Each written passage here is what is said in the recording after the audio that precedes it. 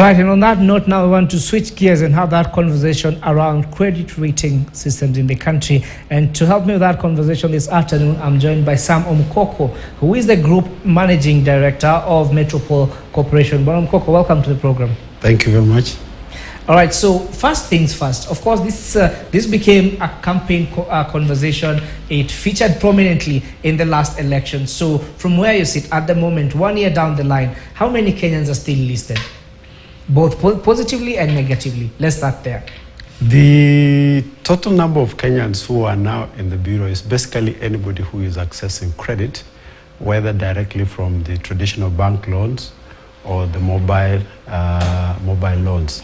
And that's about 24 million Kenyans that you get in the CRB records today. Yes. All right, so there is the negative listing that was commonly referred to as blacklisting. So how many out of that 24 million Kenyans make up that number? So first, let me say that the term blacklisting was not originated by the credit bureaus. Yeah. It was originated by the industry, the users, media.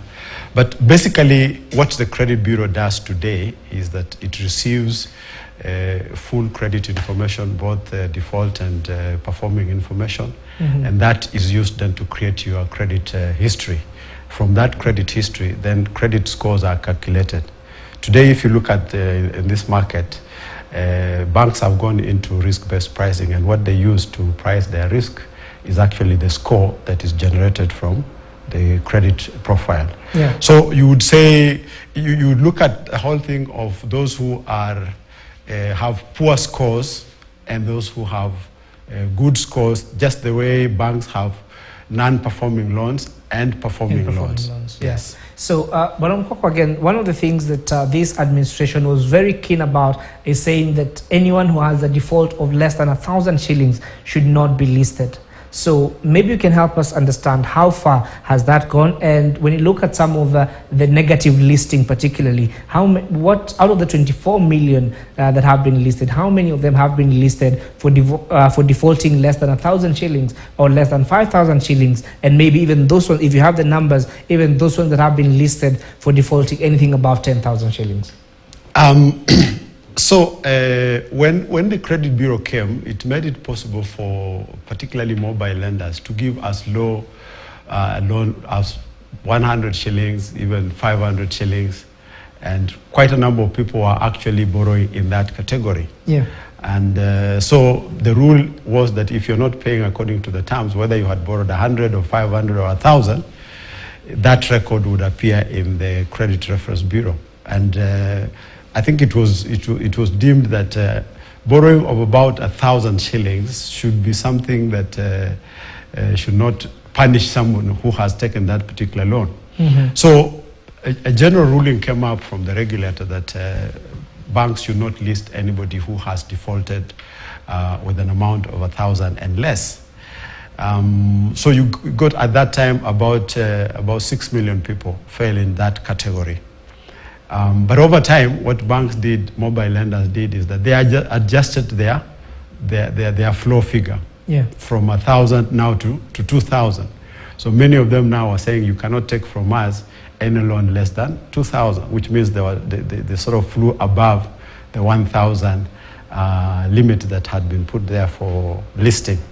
So today, generally, you have about an average of about 5 million people who tend to fall in that category.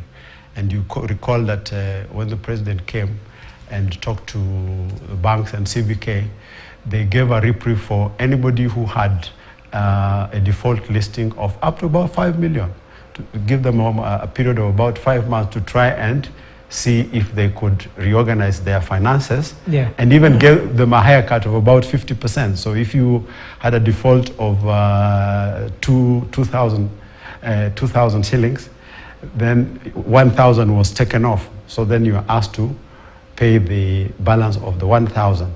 So out of that, we've seen about 40% of Kenyans took advantage of that. The rest did not. So their records continue to reflect default information. All right. So, and actually speaking of records, Bonum Poko, so there is the question of I have repaid my facility that maybe was non-performing, yet does that mean that my record is still with the CRBs, even after repaying that facility? So today, the status of the CRB is that CRB receives all credit information. So as you borrow, as you continue to access credit from various lenders who participate in the mechanism, that information is being used to build your credit history. So there are people who have very good positive credit history, and you want that positive credit history in the bureau, because then that's what helps you to build up a good score. So when you are paying, when you borrow and you are repaying, it doesn't mean that when you have completed the repayment, then your record goes off the bureau. Yeah. Your record stays on the bureau, and it is used to calculate a score. Anytime now you want to borrow again, that score is what is going to be used to determine the interest rate that you pay. All right, so whenever Kenyans hear about credit reference bureaus, and particularly the short form that is CRBs, it comes with a negative connotation. So the question that then comes to mind is, what role do these credit reference bureaus then play to help consumers improve their credit worthiness?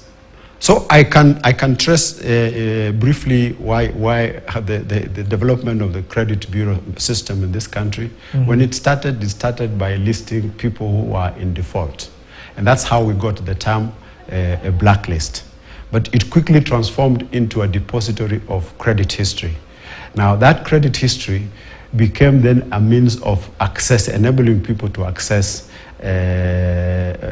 credit from all providers. Yeah. So from the time that all positive and negative data started being shared, it became a key to accessing credit history. So that's why you will see again that in Kenya, financial inclusion has tremendously improved from what it was to about close to 92% of Kenyans now are able to access credit. Yeah. So the first thing that credit bureaus have done is to enable access to credit.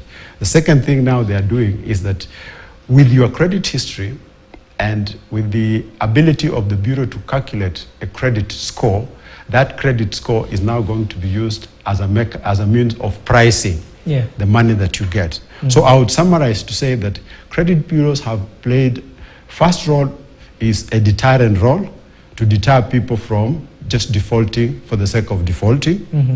And the second thing is that by building their credit histories, that credit history has been used to enable them to access credit from all lenders across board. And then thirdly is that by now calculating credit scores from that credit history, that score is now being used to determine the price that they pay for the money they borrow. All right, and I'm sure one of the questions that maybe viewers would want to know is, how do these credit bureaus then, what is the metrics they use to calculate credit worthiness and credit scores? Generally, bureaus will look at the number of credits that you have, the number of loan accounts that you have. It will look at the amount of debt that you are carrying. It will look at how recent that particular debt is. It will look at the repayment history, how you are repaying the loans that you are taking. It will also look at things like the credit mix between revolving account, installment account, and open account. All these factors, plus the fact that you are what we call stability factors, your address, your residential address, postal address, how long you have stayed at these addresses also adds to what constitutes your score. So when you put all these things together, then they give you what then would be a measure of your credit worthiness. We cannot get that information outside of information that has been shared on the credit bureau profile. So we confine ourselves to what has been shared by lenders on your credit profile. All right, when you look at digital lending applications, when you look at mobile loans particularly, out of the 24 million Kenyans who have been listed, what was the contribution of mobile loans and digital loans compared to other financial institutions? What I would say is that the average number of accounts that Kenyans have now is about 5. So an average Kenyan has about 5 accounts. You probably will find that 3 of those accounts are mobile loans and 2 of those accounts are traditional loans. Traditional loans will either be with bank loans or with SACCO loans or with microfinance institution. But because of the structure of the mobile loans, given that there are short-term facilities, some of them are a month, some of them are 2 months, people tend to have more accounts in the mobile lending area than the traditional bank loan. So yeah. I would say they will constitute about 60%. All right, so how do Kenyans compare when you look at other countries in the region, particularly Uganda, Tanzania, in terms of our credit rating? How then do we compare in as far as attraction of foreign investors? I think Kenyans' consumption of credit products is quite high. Mm-hmm. It has been facilitated by the ability of the fintechs and mobile lenders to provide this over the phone. Yeah. But also what you look at in terms of character behavior mm-hmm. across the region is that Kenyans are credit hungry. Yeah, they take loans.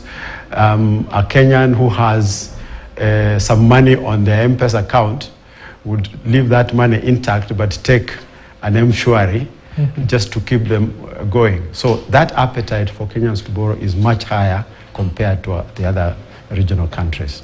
All right, so Madam Koko, as we wrap up this conversation, in about 30 seconds, one of the things that this administration then promised is that we are going to nenda kuwatoa kwa CRB. Is that even possible, or was that done? It's not even desirable to take someone out of the CRB. I think the language that is being propagated is simply to say, we probably will be able to enable you convert your status from default mm-hmm. to performing by giving you more money, which you can then use to ensure that you turn that profile into a performing profile. But you can't take somebody out of the Credit Reference Bureau if they are borrowing. All right, so once you're in, you're stuck in. Thank you. All right, thanks so much for making time to come and speak to us on this matter particularly, and of course we appreciate your time and just looking forward even as we go through this phase of risk-based pricing and the rates that the banks are currently charging. Of course, we'll be glad to have you over again just to go through that. But for now, that's all the time we have for you today on Business Today. My name is Jimmy Mbogo. I see it's almost time for Suleiman Yeri to be in here with Mbiu KTN.